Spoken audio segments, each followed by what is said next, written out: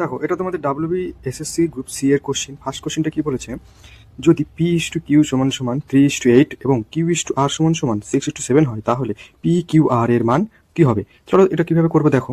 প্রথমে P/Q/R আছে, তাহলে আমরা কি করবো, P/Q/R লিখবো।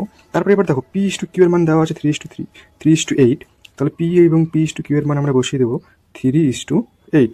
এবার দেখো Q/R এর মান দেওয়া আছে 6:7, তাহলে এবার আমরা কি করবো, নিচে Q/R, এটা Q/R, তাহলে Q/R এর মান আমরা বসাবো কত, 6:7। ব্যাস, এবার এটাকে আমরা দাগ দিয়ে দেবো। এবার দেখো এইদিকে একটা ঘর ফাঁকা আছে আর এইদিকে একটা ঘর ফাঁকা আছে, তাহলে কি করতে হবে, এই পাশে 8 আছে, 8টাকে আমরা এই পাশে আরেকবার বসিয়ে দেবো।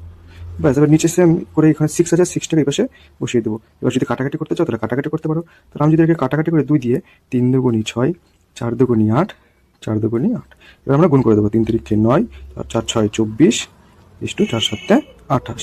কোন অপশনটা 28? Option number D. তাহলে এটা হচ্ছে তোমাদের সঠিক উত্তর।